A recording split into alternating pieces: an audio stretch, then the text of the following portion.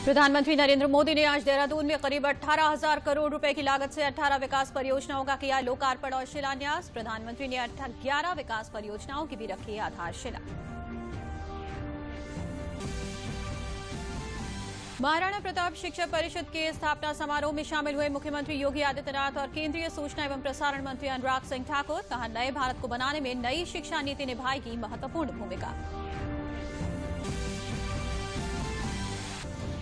कौशाम्बी में आयोजित सांसद ट्रॉफी महोत्सव में केंद्रीय खेल मंत्री अनुराग सिंह ठाकुर ने खिलाड़ियों को किया पुरस्कृत। उन्होंने जिले को खेलो इंडिया सेंटर और इंडोर स्टेडियम की दी सौगात।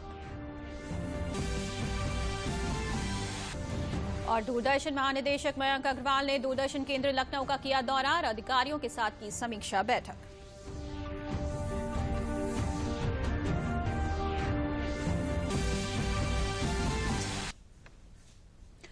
नमस्कार, मैं हूं मोनिका चौहान और अब समाचार विस्तार से।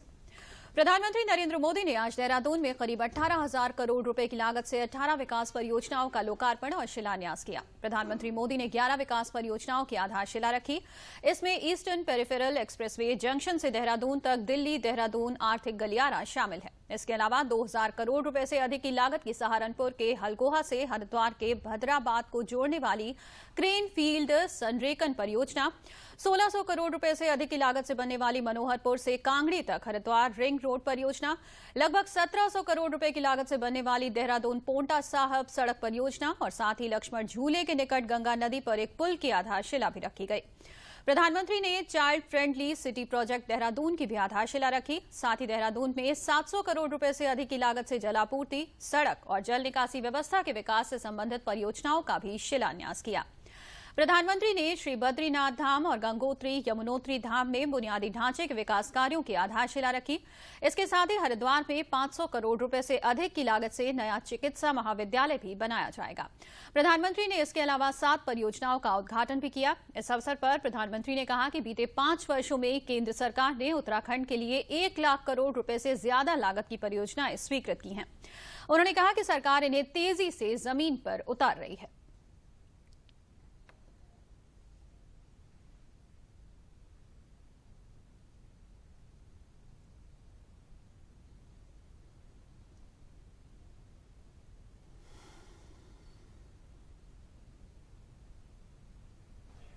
सिर्फ बीते 5 वर्षों में उत्तराखंड के विकास के लिए केंद्र सरकार ने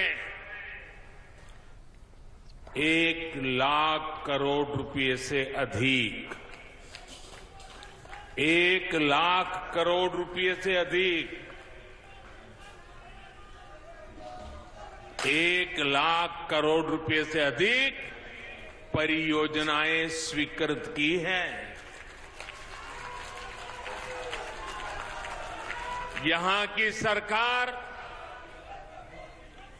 इनको तेजी से जमीन पर उतार रही है। इसी को आगे बढ़ाते हुए आज 18,000 करोड़ रुपए से अधिक की परियोजनाओं का लोकार्पण और शिलान्यास किया जा रहा है। प्रधानमंत्री ने कहा कि ये परियोजनाएं इस दशक को उत्तराखंड का दशक बनाने में अहम भूमिका निभाएंगी। उन्होंने कहा कि जो लोग पूछते हैं कि डबल इंजन की सरकार का फायदा क्या है, वो आज देख सकते हैं कि डबल इंजन की सरकार उत्तराखंड में कैसे विकास की गंगा बहा रही है। इनमें कनेक्टिविटी हो, स्वास्थ्य हो, संस्कृति हो, तीर्थाटन हो, बिजली हो, बच्चों के लिए विशेष तौर पर बना चाइल्ड फ्रेंडली सिटी प्रोजेक्ट्स हो, करीब करीब हर सेक्टर से जुड़े प्रोजेक्ट इसमें शामिल है। बीते वर्षों की कड़ी मेहनत के बाद अनेक जरूरी प्रक्रियाओं से गुजरने के बाद आखिरकार आज ये दिन आया है। ये परियोजनाएं इस दशक को उत्तराखंड का दशक बनाने में अहम भूमिका निभाएगी। प्रधानमंत्री ने कहा कि पिछली केंद्र सरकार के 10 साल में देश में इंफ्रास्ट्रक्चर के नाम पर घोटाले और घपले हुए। इससे देश को जो नुकसान हुआ उसकी भरपाई के लिए हमने दोगुनी गति से मेहनत की और आज भी कर रहे हैं। 10 साल तक देश में इंफ्रास्ट्रक्चर के नाम पर घोटाले हुए, घपले हुए। इससे देश का जो नुकसान हुआ उसकी भरपाई के लिए हमने दोगुनी गति से मेहनत की और आज भी कर रहे हैं। आज भारत आधुनिक इंफ्रास्ट्रक्चर पर 100 लाख करोड़ रुपए से अधिक के निवेश के इरादे से आगे बढ़ रहा है। आज भारत की नीति गति शक्ति की है, 2 गुनी 3 गुनी तेजी से काम करने की है।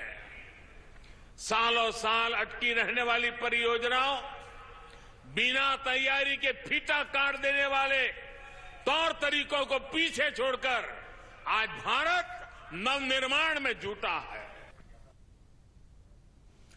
प्रधानमंत्री ने कहा कि दिल्ली देहरादून इकोनॉमिक कॉरिडोर का शिलान्यास हो चुका है। जब ये बनकर तैयार हो जाएगा तो दिल्ली से देहरादून आने जाने में वर्तमान के मुकाबले लगभग आधा समय लगेगा। कि दिल्ली देहरादून इकोनॉमिक कॉरिडोर का शिलान्यास हो चुका है। जब ये बनकर तैयार हो जाएगा तो दिल्ली से देहरादून आने जाने में जो समय लगता है वो करीब करीब आधा हो जाएगा। इससे न केवल देहरादून के लोगों को फायदा पहुंचेगा बल्कि हरिद्वार, मुजफ्फरनगर, शामली, बागपत और मेरठ जाने वालों को भी सुविधा होगी। ये आर्थिक गलियारा अब दिल्ली से हरिद्वार आने जाने के समय को भी कम कर देगा। प्रधानमंत्री नरेंद्र मोदी 7 दिसंबर को गोरखपुर का दौरा करेंगे और 9,600 करोड़ रुपए से अधिक मूल्य की विकास परियोजनाएं राष्ट्र को समर्पित करेंगे। प्रधानमंत्री गोरखपुर उर्वरक संयंत्र राष्ट्र को समर्पित करेंगे। 30 वर्ष से अधिक अरसे से बंद रहने के बाद इसे फिर से पूर्व रूप में लाया गया है और लगभग 8,006 करोड़ रुपए की लागत से इसका निर्माण किया गया है। गोरखपुर संयंत्र स्वदेशी नीम कोटेड यूरिया का सालाना 12.7 LMT उत्पादन कराएगा। ये पूर्वांचल क्षेत्र और आसपास के इलाकों के किसानों की यूरिया उर्वरक की मांग की पूर्ति करने की दिशा में उनके लिए अत्यंत लाभकारी साबित होगा। प्रधानमंत्री गोरखपुर स्थित एम्स के पूरी तरह से कार्य कर रहे परिसर को भी राष्ट्र को समर्पित करेंगे, जिसे 1,000 करोड़ रुपए से अधिक की लागत से बनाया गया है। एम्स गोरखपुर की सुविधाओं में 750 बेड का अस्पताल, medical college, nursing college, Ayush भवन, सभी कर्मचारियों के रहने के लिए आवास, यूजी और पीजी, छात्रों के लिए छात्रावास आदि शामिल हैं। प्रधानमंत्री ICMR क्षेत्रीय चिकित्सा अनुसंधान केंद्र गोरखपुर के नए भवन का भी उद्घाटन करेंगे। क्षेत्र में जापानी इंसेफेलाइटिस, एक्यूट इंसेफेलाइटिस सिंड्रोम की चुनौती से निपटने में केंद्र की महत्वपूर्ण भूमिका रही है।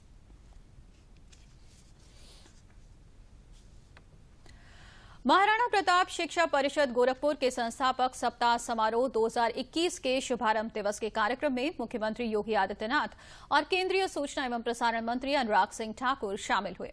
मुख्यमंत्री योगी आदित्यनाथ ने समारोह को संबोधित करते हुए कहा कि महाराणा प्रताप शिक्षा परिषद की नींव महंत दिग्विजय नाथ ने डाली थी।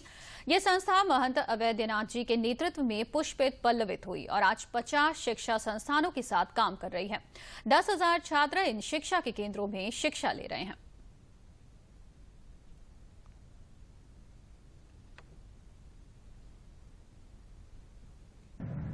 महाराणा प्रताप शिक्षा परिषद की शुरुआत ही 1932 में इस उद्देश्य से हुई थी। कहते हैं उस समय महंत दिग्विजय नाथ जी युवा थे। उनकी कुल आयु उस समय 36-37 वर्ष रही होगी और उस उम्र में जब वह देश की आजादी के आंदोलन के साथ जुड़े हुए थे, बहुत नजदीक से जुड़े हुए थे, उस समय जब उन्हें पता लगा कि उनके स्कूली गुरु को उस समय इसलिए स्कूल से बर्खास्त कर दिया गया क्योंकि उन्होंने देश की आजादी के लिए कुछ आह्वान किया था, उस अभियान के साथ जुड़े थे, तो उन्हें स्कूल से शासन ने बर्खास्त कर दिया। अपने गुरु के सम्मान के लिए उन्होंने जिस स्कूल की स्थापना की, वही स्कूल आज महाराणा प्रताप इंटर कॉलेज है, जिसमें 5000 से अधिक बच्चे वर्तमान में भी अध्ययन कर रहे हैं। और वही स्कूल महाराणा प्रताप शिक्षा परिषद की नींव पड़ी, जिस महाराणा प्रताप शिक्षा परिषद में आज लगभग 50 संस्थाएं शिक्षा के लिए, स्वास्थ्य के लिए, सेवा के विभिन्न प्रकल्पों के साथ जुड़ करके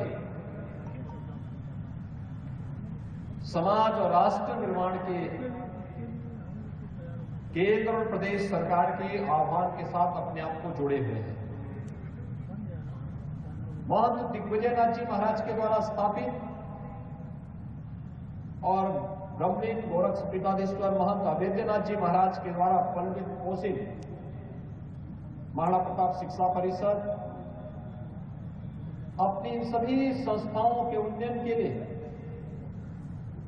इसमें अध्ययनरत छात्र छात्राओं, यहां पर शिक्षणोत्तर कर्मचारी, यहां के आचार्यगण, प्रधानाचार्य और प्राचार्यगण, ये सभी लोग मिलकर के न केवल अपने कैंपस में बल्कि उसके बाहर भी राष्ट्रीय मूल्यों की शिक्षा, देशभक्ति की शिक्षा, न केवल सैद्धांतिक और व्यावहारिक जीवन में बल्कि एक छात्र के सर्वांगीण विकास में क्या भूमिका होनी चाहिए शिक्षा की, इस भूमिका का निर्वहन करते चले आ रहे हैं। केंद्रीय सूचना एवं प्रसारण मंत्री अनुराग सिंह ठाकुर ने महाराणा प्रताप शिक्षा संस्थान के स्थापना समारोह में अपने संबोधन में कहा कि वो गोरखपुर की धरती को नमन करते हैं, जहां गोरखनाथ जी ने संयम, तप और योग की शिक्षा लोगों को दी है। शिक्षा संस्कार देने का जो काम महाराणा प्रताप शिक्षा संस्थान कर रहा है, उन्होंने कहा कि चौरी चौरा की घटना को कौन भूल सकता है, जो आजादी के आंदोलन में मील का पत्थर साबित हुई। नई शिक्षा नीति पर बोलते हुए कहा कि ये प्रधानमंत्री नरेंद्र मोदी की सोच के अनुरूप है। नए भारत को बनाने में इस शिक्षा नीति की बहुत आवश्यकता है।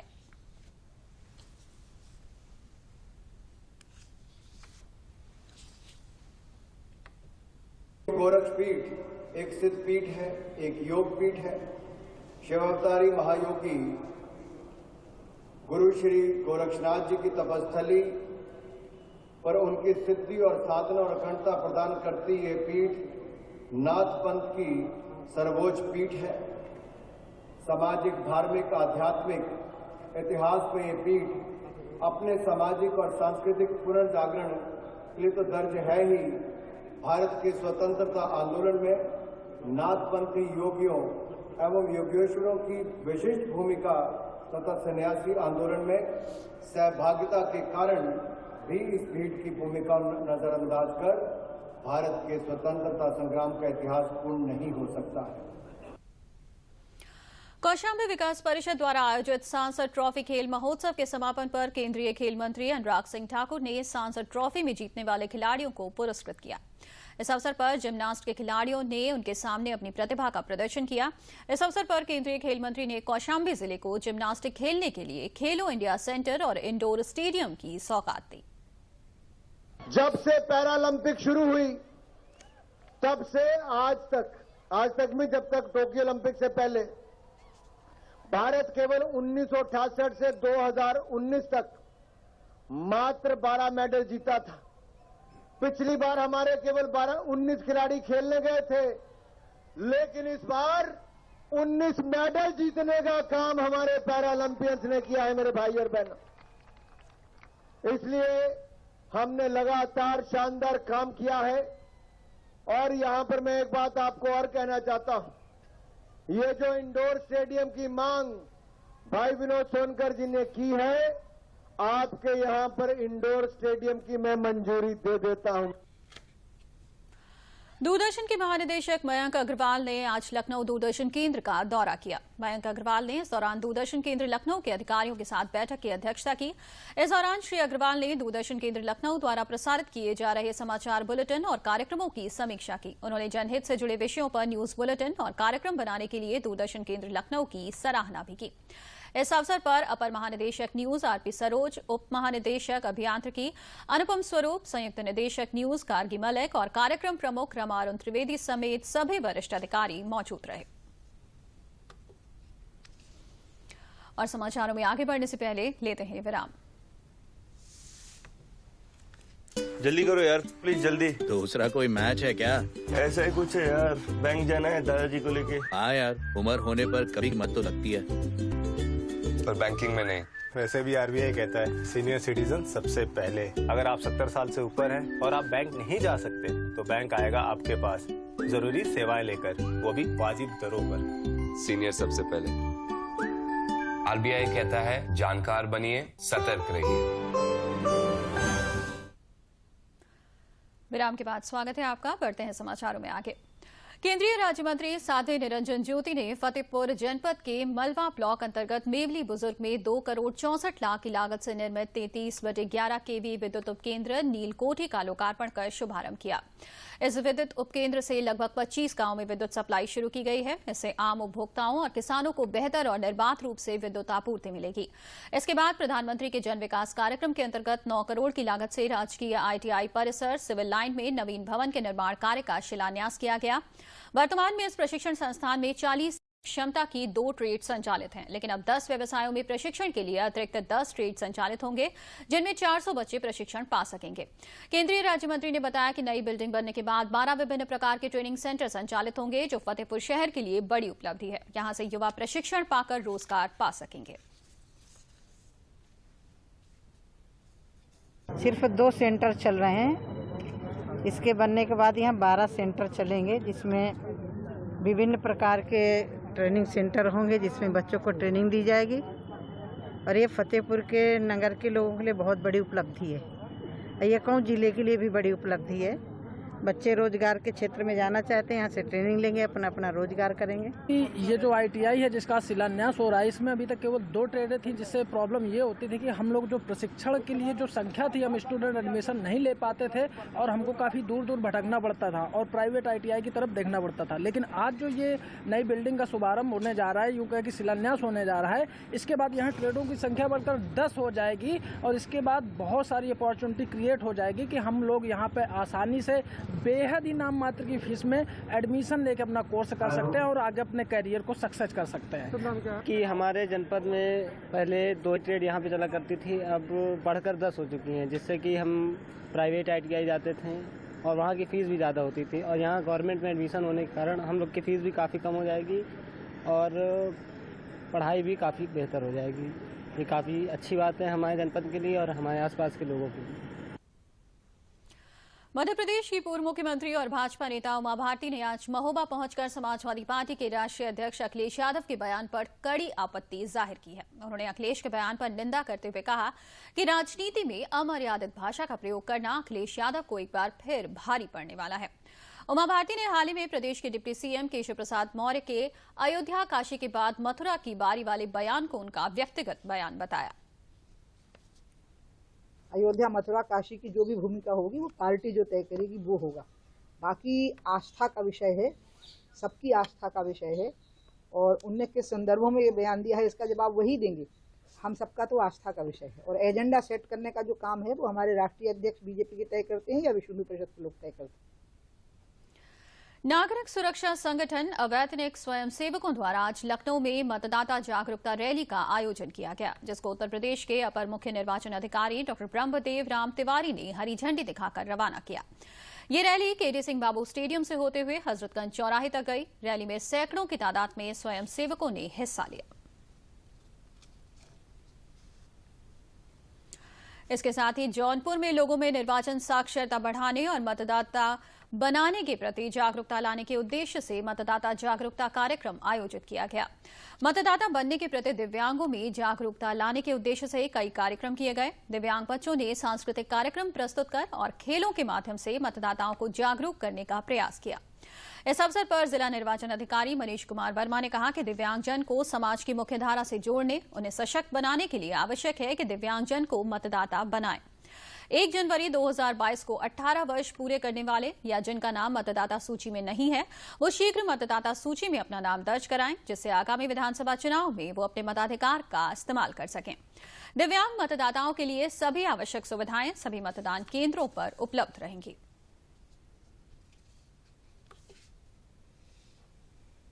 तो मुख्यतः यह दिव्यांग बच्चों के खेलकूद और सांस्कृतिक आयोजन का कार्यक्रम था।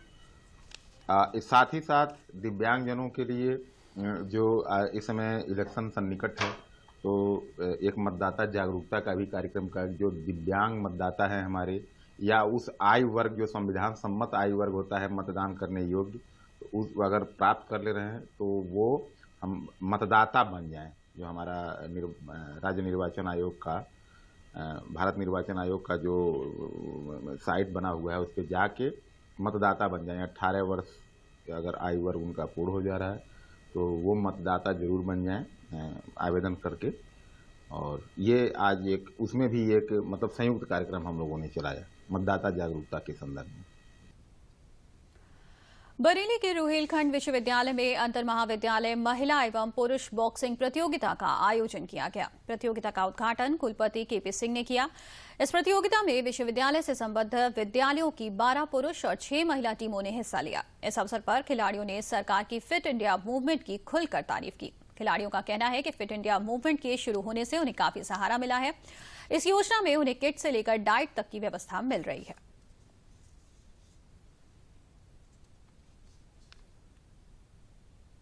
कोरोना की वजह से फिजिकल स्पोर्ट्स नहीं हो पा रहा था, तो पहली बार विश्वविद्यालय में ये अंतर महाविद्यालय प्रतियोगिताएं हो रही है और अलग अलग स्थानों पे हो रही है। यहाँ एक ये महिला और पुरुष बॉक्सिंग का टूर्नामेंट यहाँ शुरू हो रहा है और भी कई स्थानों पे हो रहा है। तो विश्वविद्यालय धीरे धीरे अपनी फुल स्विंग में आ रहा है और सारी एक्टिविटीज़ बढ़ रही हैं। हम लोग कोशिश कर रहे हैं कि रुहेलखंड क्षेत्र में स्पोर्ट्स की फैसिलिटी बढ़े, स्पोर्ट्स की प्रतिभाएं आ गया है। यहाँ प्रतिभा बहुत, लेकिन उसको प्रॉपर गाइडेंस, प्रॉपर फैसिलिटी न मिलने की वजह से वो कहीं ना कहीं पिछड़ जाते हैं। तो हम लोग केंद्र सरकार और प्रदेश सरकार के साथ तालमेल करते हुए और उनके सहयोग से रुहेलखंड विश्वविद्यालय में स्पोर्ट्स की भी बहुत सारी फैसिलिटी को हम क्रिएट कर रहे हैं और जो पुरानी फैसिलिटी है उनको फंक्शनल कर रहे हैं। और हम उम्मीद करते हैं कि जल्दी ही ये क्षेत्र स्पोर्ट्स के क्षेत्र में भी अच्छा काम करेगा, शिक्षा के साथ साथ। अच्छी स्कीम चला रखी सरकार ने, मतलब हमें आगे ले जाने के लिए, हमारा प्रोत्साहन बढ़ाने के लिए, इसे हमें बहुत खुशी हुई है। मैडम बहुत फ़ायदा मिलता है, मतलब डाइट मिलती है, किट मिलती है, शूज़ मिलते हैं और हमें इक्विपमेंट मिलता है, सब कुछ मिलता है मैडम। मतलब इससे बहुत फ़ायदा होगा हम आगे जाने के लिए, अच्छे इंटरनेशनल लेवल तक पहुंचने के लिए। टूर्नामेंट है और काफ़ी अच्छा और एडिशन वगैरह भी, और काफ़ी अच्छा रिजल्ट मिल रहा है हमें। लोक संपर्क ब्यूरो भारत सरकार से लखनऊ कार्यालय द्वारा वाराणसी के मलदहिया स्थित राजकीय बालिका विद्यालय में आजादी के अमृत महोत्सव में एक 5 दिवसीय चित्र प्रदर्शनी लगाई गई। प्रदर्शनी में जादू के माध्यम से छात्रों को स्वच्छता इत्यादि के बारे में बताया गया। लखनऊ कार्यालय लोक संपर्क ब्यूरो के क्षेत्रीय प्रचार अधिकारी जय सिंह ने बताया कि देश के स्वतंत्रता सेनानियों के योगदान के संबंध में ये चित्र प्रदर्शनी लगाई गई है, जिससे कि लोगों में देशभक्ति की भावना पैदा हो। छात्र स्वतंत्रता के मूल्य को समझें और अपने स्वतंत्रता सेनानियों के इतिहास के बारे में जानें।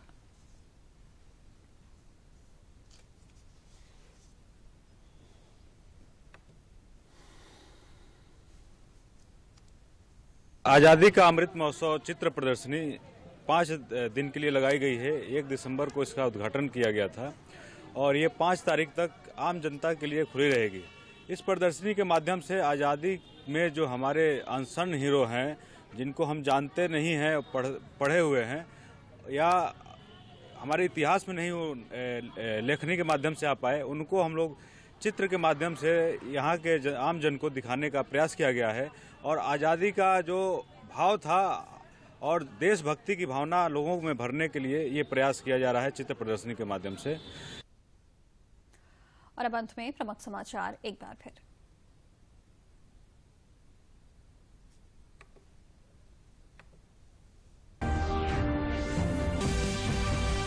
प्रधानमंत्री नरेंद्र मोदी ने आज देहरादून में करीब 18,000 करोड़ रुपए की लागत से 18 विकास परियोजनाओं का किया लोकार्पण और शिलान्यास। प्रधानमंत्री ने 11 विकास परियोजनाओं की भी रखी आधारशिला।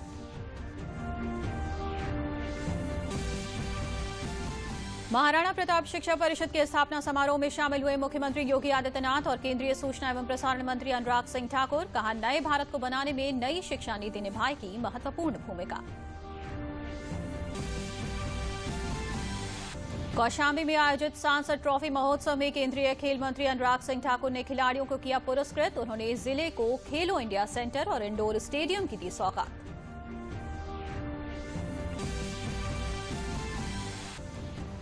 और दूरदर्शन महानिदेशक मयंक अग्रवाल ने दूरदर्शन केंद्र लखनऊ का किया दौरा और अधिकारियों के साथ की समीक्षा बैठक।